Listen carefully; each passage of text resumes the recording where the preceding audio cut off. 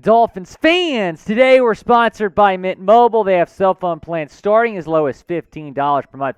And if you go to that link right there, mintmobile.com/chatsports, that's how you can begin saving today. Welcome in to Dolphins Today. I am Will Scott. Today we're going to be previewing the big game on Sunday Night Football against the Pittsburgh Steelers. Before I get into the injury report, some storylines, keys to victory, and my prediction, I want to hear from you. Who do you got in this one? Do you have the Fins or do you have the Steelers? Type MIA or type PIT down in the comments section. It's the pinned comment. Reply to it when you get a second. But this is a highly anticipated game that we've really been waiting for since the schedule dropped in May. This has been circled on our calendars for a couple reasons. Number one being it's the only Sunday Night Football game the Dolphins have all year, only their fourth ever. And also it's the return of Brian Flores. We'll talk about that in a second. But it's really important for the Dolphins to get back on the right track after dropping their last three games. Of course, they get off to this really impressive 3-0 start. They haven't won since. But because they haven't had Tua, that's really the main reason that they've lost the last three games. They have not won since Tua Tagovailoa went down with that scary concussion against the Cincinnati Bengals. But Tua, it's been confirmed that he is starting on Sunday Night Football. That's going to be a lot of fun to see Uno back on the field against his former head coach, Brian Flores. The former Dolphins head coach is making his return to Hard Rock Stadium. He is now the linebackers coach for the Pittsburgh Steelers, and that's probably why the schedule makers put this in prime time back in May when they were finalizing the schedule for this matchup right here. So Tua going up against Brian Flores, who, we all know did not like Tua very much. That's no secret. He did not want Tua in the draft process. Last 2 years, he was trying to start Ryan Fitzpatrick and Jacoby Brissett over Tua Tagovailoa. How sweet would it be if Tua goes off for 400 yards or something against Brian Flores on Sunday? Number 3 storyline here is the Dolphins are going to be wearing their throwback jerseys to honor the 50th anniversary of the perfect season in 72. You're going to see some members of that team in attendance being honored. But that's going to be awesome, man, seeing the throwbacks. Those need to be the permanent jerseys. I'm sure producer Trace will agree that those got to be the permanent jerseys. But that's going to be a lot of fun seeing them in the throwbacks on Sunday Night Football. And we're going to be live for Sunday Night Football. Join us for a watch party at 7:45 p.m. Eastern Time, going live 30 minutes before kickoff. You do not want to miss it. Subscribe and turn on your notifications. Hit the noti bell so you get a notification on your phone every time we go live. We're also going to be live tomorrow on Dolphins Live talking more about this game. Go down, subscribe, turn on your notifications. Before I get into the injury report, I want to mention this injury news that dropped about an hour before we're filming this. The Dolphins have placed linebacker Trey Flowers and cornerback Nick Needham on injured reserve. Nick Needham suffered a torn Achilles. Trey Flowers, he's going to miss at least the next 4 games. Nick Needham, meanwhile, out for the year, which is just a brutal blow for this Dolphins secondary. Let's get into the injury report. These are the 4 guys that did not participate in practice today. We're filming this on Wednesday, so keep that in mind. But Terron Armstead, still nursing that toe injury. He did not participate.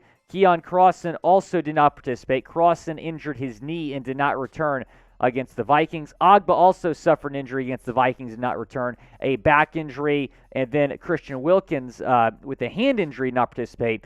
That's not good. We need those guys on the field, especially Wilkins and Armstead. So hopefully those guys can get back to practice maybe tomorrow or Friday.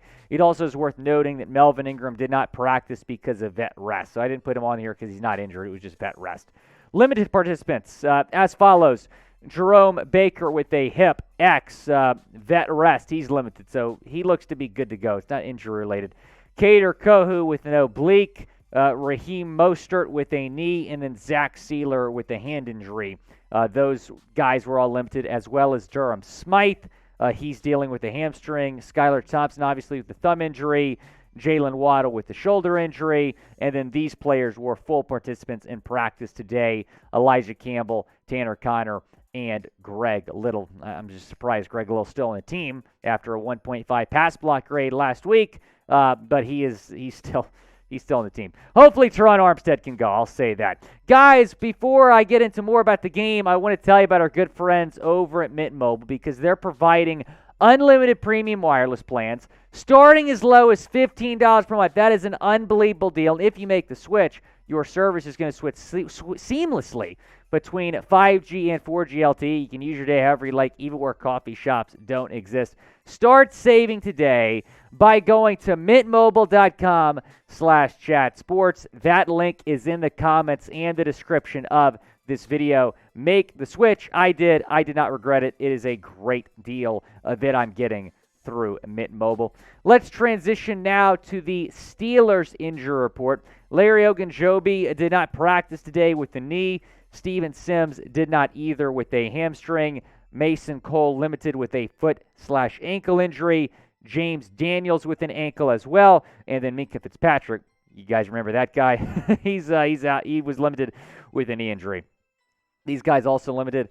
Miles Jack with an ankle, Cam Sutton with a hamstring, Kilo Witherspoon with a hamstring as well, and then Chris Wormley was limited with an ankle injury today at Steelers practice. Steelers injury report also coming on Wednesday, the day we're filming this preview. So you're watching on Saturday, right before the game, or Sunday, this might have changed. Pat Freiermuth, the tight end, he was full participant.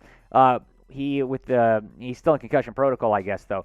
What was interesting is Kenny Pickett's in concussion protocol, but he was allowed to be a full practice participant today, on Wednesday. But Teddy Bridgewater didn't have a concussion last week, and he couldn't practice until Thursday. So I would love the NFL to explain that to me. Levi Wallace in concussion protocol as well. He is a full participant. Let's get into my keys to victory now. The number one key to victory is Tua Tagovailoa being protected. He's making his return. You have got to protect this guy. And the offensive line has struggled all year. Miami, in fact, ranks dead last in the National Football League with a 40.2 pass blocking grade according to PFF. The blocking in general has been bad, but specifically the pass blocking has not been good. And you look at what's going on the last 3 weeks. 3 straight weeks, the Dolphins starting quarterback has left the game with an injury. What does that tell you? The offensive line has struggled. You got to protect Tua. I do not want Tua to get hit on Sunday night. You got to keep him protected. That is the number one key. If Tua stays healthy in this game, doesn't get banged up, has time to throw the football, the Dolphins are going to run all over the Steelers' defense. Number two, key to victory is Tyreek being Tyreek Hill. And the guy's leading the NFL in receiving yards right now by a wide margin. We'll talk about, a record that he's on pace to break here in a second. But when you look at the numbers, it's been crazy. His first season in Miami, first 6 games, 50 receptions, 701 yards. He's averaged 14.0 yards per catch, 2 touchdowns this season for Tyreek. Here's what Tyreek told the media today about, this season. For me, it's easy because I have a great quarterback, great head coach, and I'm in a great organization. For me, it's like going in a store, buying a Snickers bar, and just walking out. A lot of people give me credit for what I do because I'm fast. When you think about it, it's also the scheme I'm in.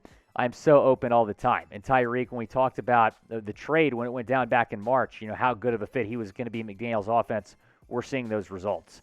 Guys, show the Cheetah some love by typing Cheetah down in the comments section. I want to see Cheetah spammed down there in the comments section. Could put that social up on screen, Trace, because Tyreek Hill right now is on pace to break the record for most receiving yards in a single season, which is remarkable.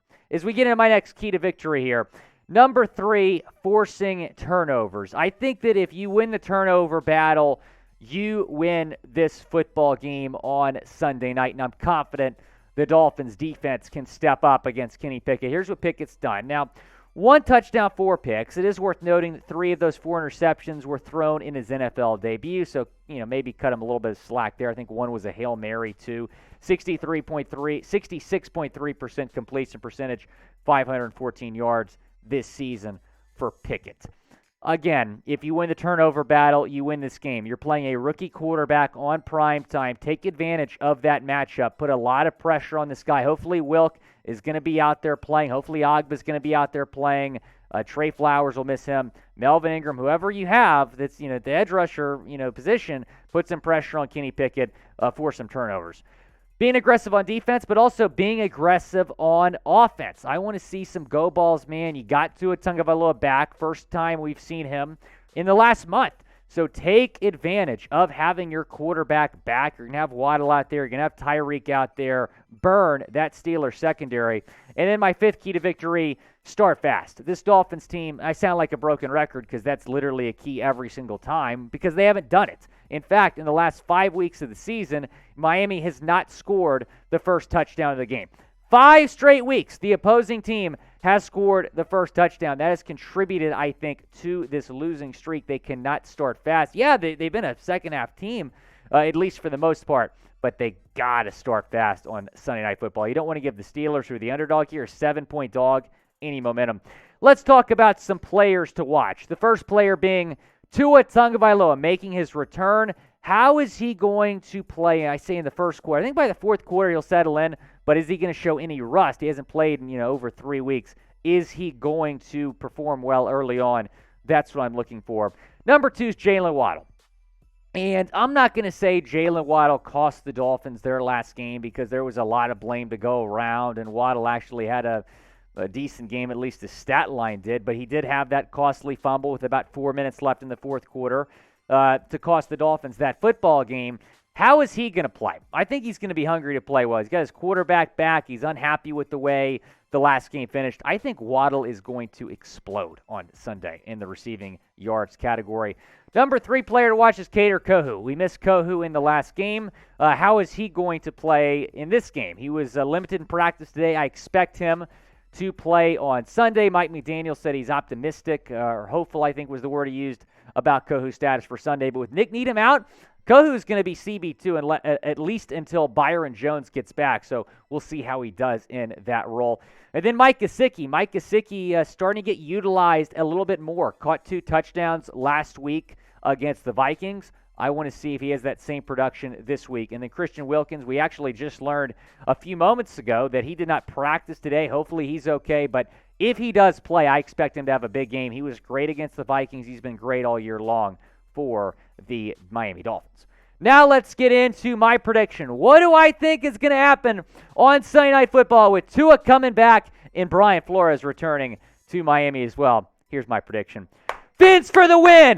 The losing streak ends. The Dolphins hand Brian Flores the L and win 34-17 over the Pittsburgh Steelers. I think the Dolphins are going to be in control of this game, start to finish. They're going to score first. Like I said, one of my keys, start fast. They're going to force a couple turnovers. I think the Dolphins are going to win this football game, and Tua Tagovailoa is going to throw for over 300 yards and ball out. Tyreek Hill, 2 touchdowns. A lot of ball predictions I'm throwing out there, Producer Trace, but I'm a believer in this football team. I think the losing streak ends Sunday night. In fact, I think they rattle off a couple straight wins here. Go down, predict the score. I just gave you my prediction, 34-17 Fins.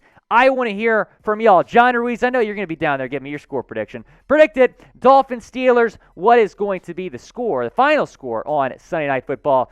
Thanks for watching this edition of Dolphins Today. Be sure to join us tomorrow for Dolphins Live, 4 o'clock Eastern Time.